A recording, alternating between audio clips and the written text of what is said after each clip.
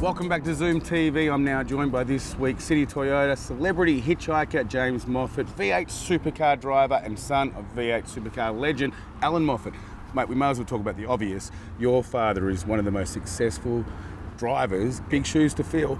Yeah, look, they certainly are big shoes to fill, and it's a question I get asked a lot, but you know, I wouldn't change it for the world. Obviously, what Dad achieved throughout his career was an enormous amount, and certainly very proud of him.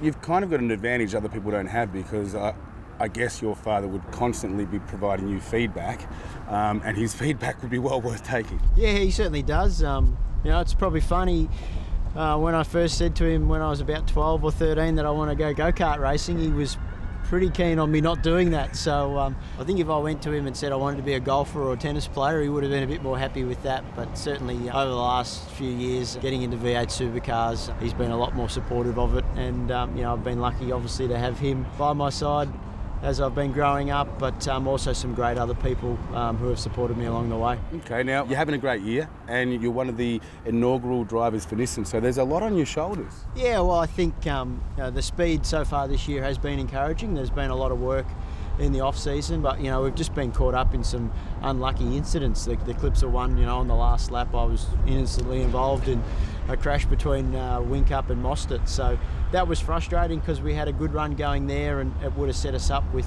some good solid points for the championship. Now, I've got to ask, when you're on the track, I mean, obviously there's adrenaline, there's passion. When you have an incident that happens that you kind of don't or feel responsible for, what happens? What happens? Oh, I think your immediate emotion is frustration and disappointment, but at the same time, you just have to be aware that sometimes that happens in racing. You know, there's some things you can't control, and that was an incident, particularly at Clipsal, where I probably felt worse for the guys. You know, we'd done 77 out of 78 laps. We'd had a reasonably good weekend up until that point. The speed of the car was strong, and we were going to bank some solid points. And 2 corners from home, we get caught up in somebody else's accident, and the whole front of the car is written off. So it meant that my mechanics and the rest of the team had a huge amount of work to do that they probably didn't deserve to do. So frustrating start to the year, and probably not where we should be in terms of the points. Okay, well, I'm going to ask you now for the Fast Five. You ready for that? I'm ready. I'm going to drill you, see how you go. First car you ever owned? My first car was a Mazda 323 panel van.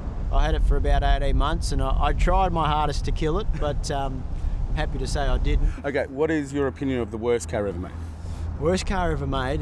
This could get me in a bit of trouble, but my partner Leah, she had a Peugeot 206. Ooh. That was a terrible car. What is your opinion of the best car ever made?